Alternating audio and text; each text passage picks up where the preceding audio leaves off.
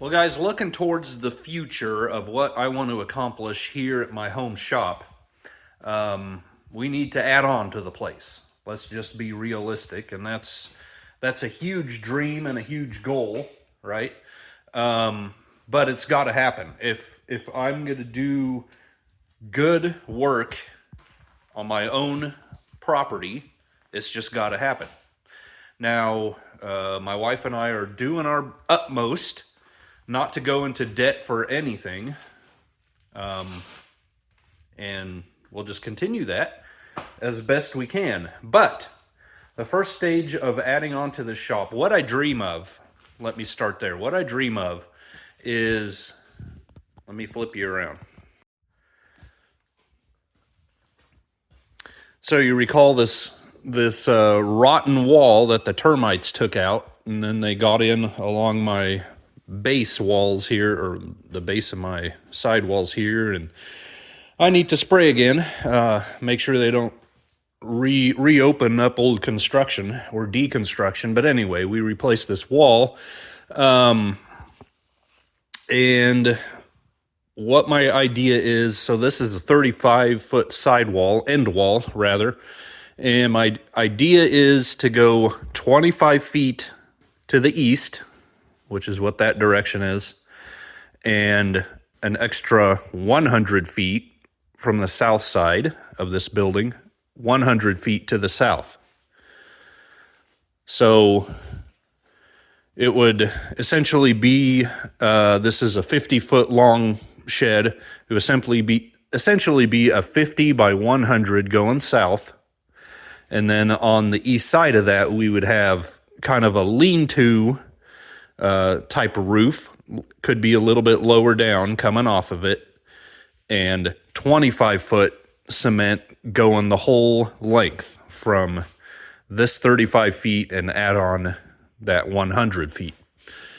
That would give me here where I want to start myself a 25 by 35 foot pad, and I would move, I don't know what I would use with it to start out, with.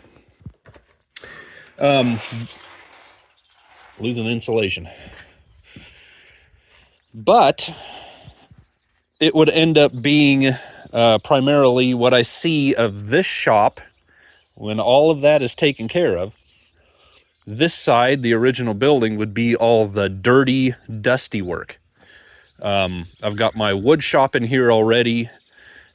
And then this main center aisle of the old granary here, this would be a lot of your really dirty body work, maybe even tear down work, where you're losing all the rust and dust and so forth and so on. I would extend the wood shop to include these old bins, this old bin area here, and that would expand because it's just a little cramped, especially with a table saw in that 10-foot wide area. But this would be all the dirty stuff, all of the bins along this side where I have the little work area and so on and so forth, the cash register place and all that. That would probably turn into part storage, library, quote unquote, where I have all my books and manuals, so on and so forth. So that would still be a clean-ish area. But then out the back here, this 25 by 35 would be primarily welding, your blacksmith area. So still a dirty area, so to speak. It would be big enough if we wanted to pull a car into here when all is said and done. If we have a car that really needs a lot of welding on or what have you, then that would be that. Now, to start out with, would I be using it primarily for that? I don't know. To say I can do everything that I do now at the other shop, could I just carry on business even with this little addition? I'm not so sure about that. I do an awful lot over there, so we'll just have to see. And this has to go in stages. This is not going to be call a contractor and get this done in a couple weeks thing, you know. Most of this, unless we come into a lot of money, most of this will probably be done by ourselves. And even at that, buying materials is going to take some time. But God bless my wife. She said, what's the first thing that she's great at boiling down. You see, I think of the whole picture and I get overwhelmed. I'm like, I'm waiting to get all the resources we need and then start. She is great at, okay, what's the first thing we need? What's the first thing that needs to happen? And I said, well, all of the extra dirt that's piled up for the old ramp to get up into the granary on the east side, all of this needs to be leveled out. Then we start with concrete forms, so on and so forth. So, okay, how do we level the dirt out? You know, and where I'm sitting around waiting for something to come in, let's start with square one and do that and then move on to the next step. You would think a guy that works on, does car restorations would have a handle on that. But anyway, so I see we're going to have about a 12-foot sidewall by the time this is level. I'm going to level it down to that area. Don't mind the sheep. They're just rubbing flies off themselves in there. I'm going to go down to that level behind those access doors, I think, and maybe even 6 inches lower. I kind of want to open those up again when this is enclosed. We'll see how that all goes, but we'll have to remove the cement there.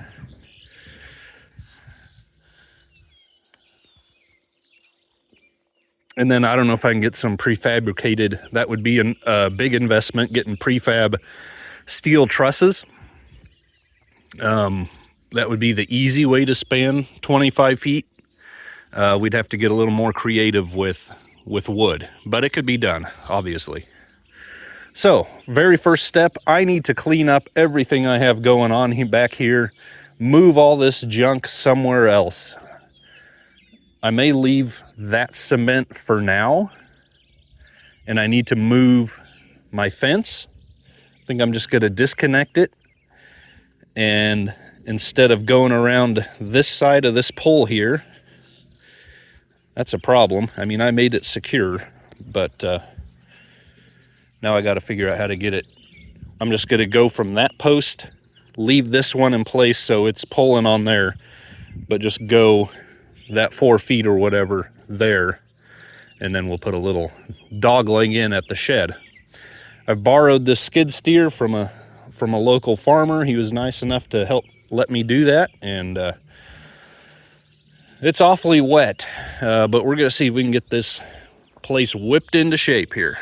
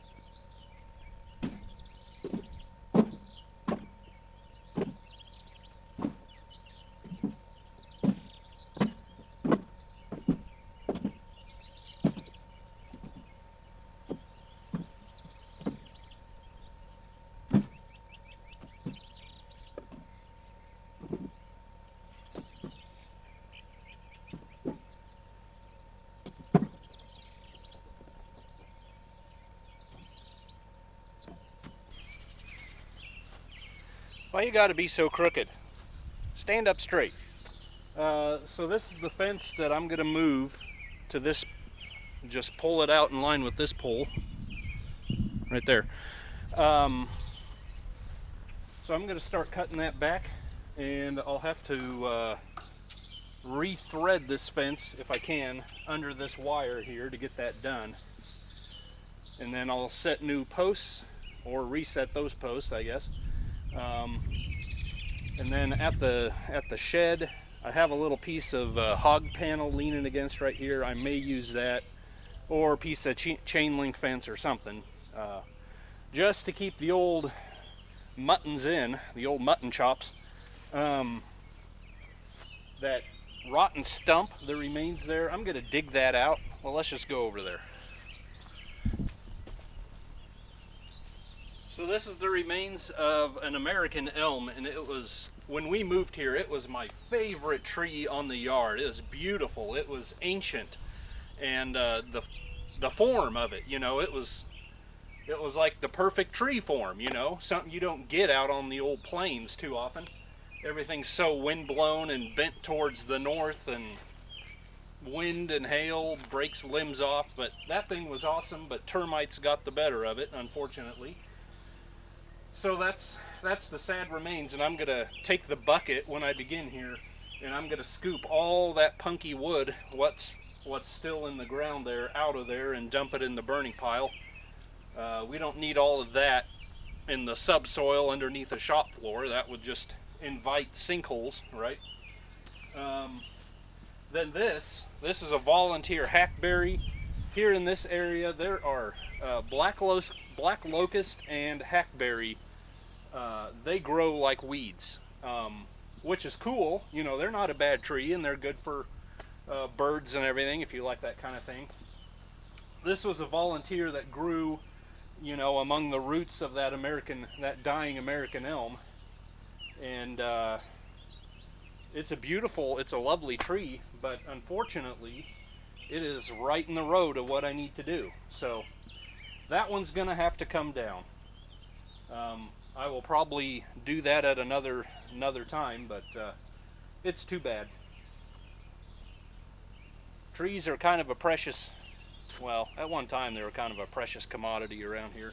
They were non-existent around here at one time, but anyway, let's move on.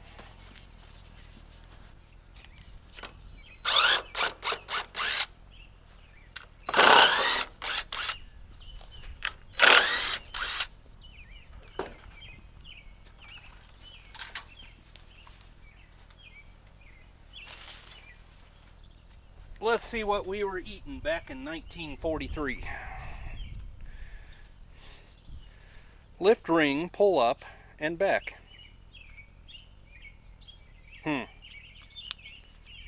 Looks a little small for Vienna sausage. Not sure.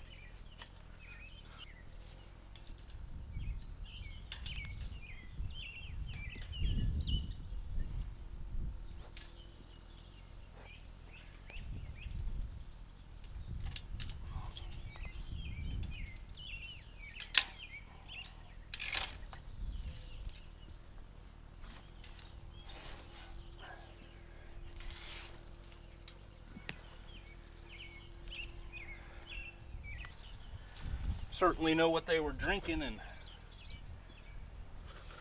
what do you think? The 70s? I don't know.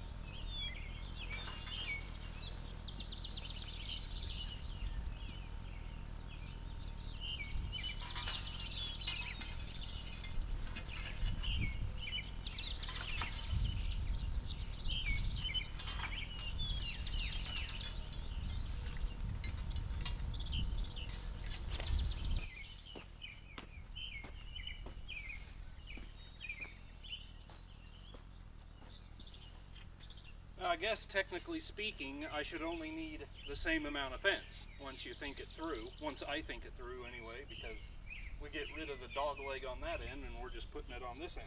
So, hopefully it works out okay. I should just need 5 of the king's feet, you know. Of course I left the fence there.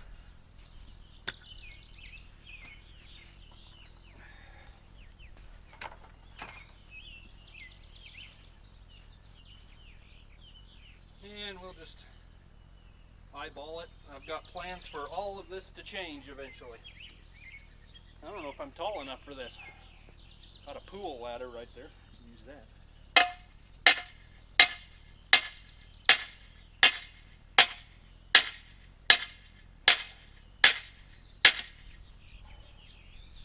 We've had a wet spring and summer so far, so this is gravy.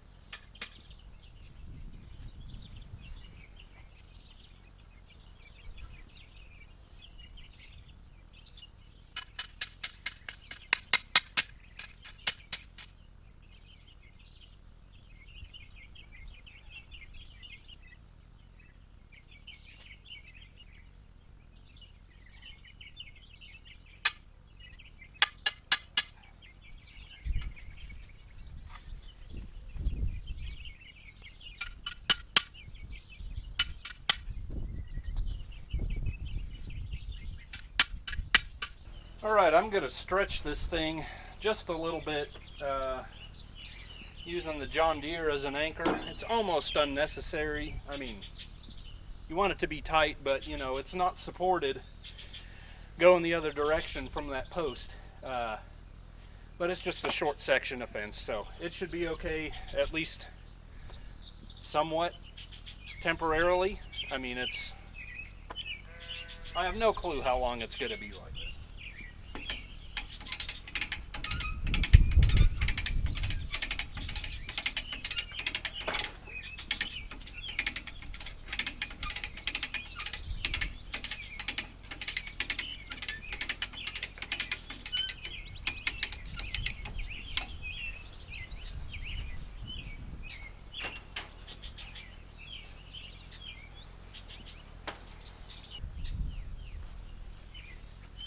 Alright, I'm going to rewire it all back on and fold that around and connect it somehow, and then this leg of the journey will be finished and we'll start moving dirt.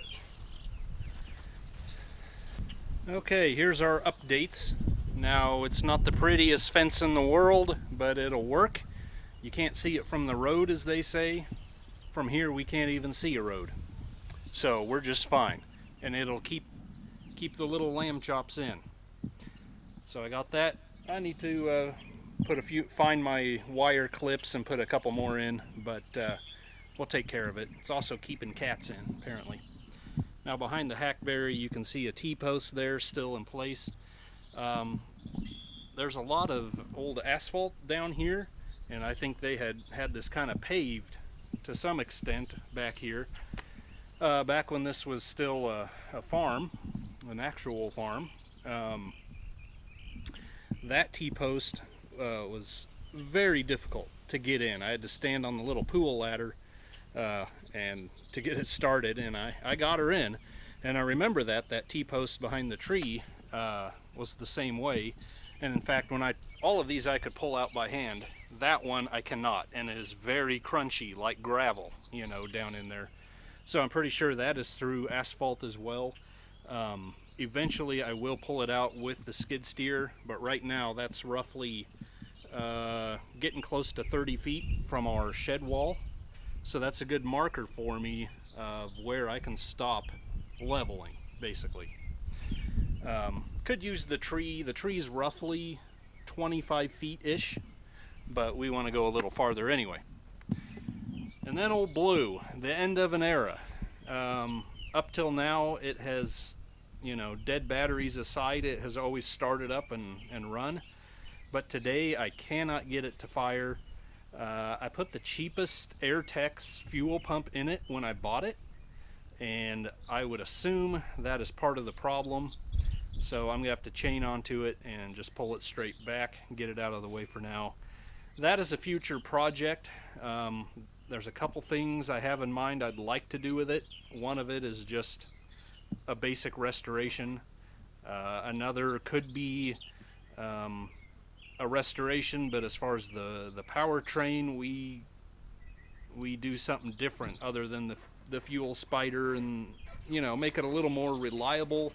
Maybe even go old school with it. I don't know.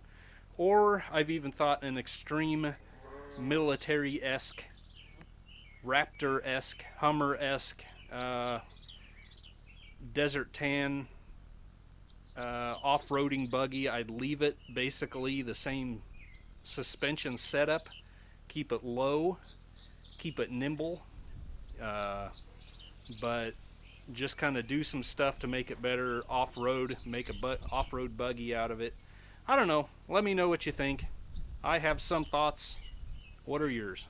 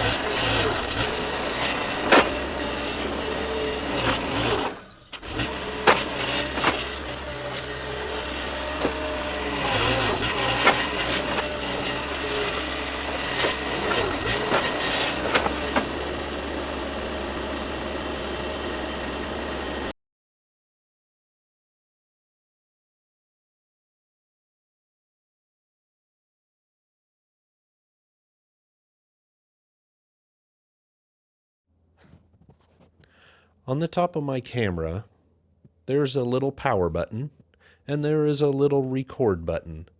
And in between both said buttons, there is a third little button that, in combination with fat mechanic fingers, when pressed accidentally, gives me this slow motion, no audio film clips. Unfortunately, I did not notice that that had been pushed at one point or another, and so the last several clips of this video, this is what I've got. That's okay. You get the idea. You see the main point. This part of the project is completed, the very first part. Once again, I have no idea when we will be able to proceed with concrete or anything like that, but it is ready for when we are ready.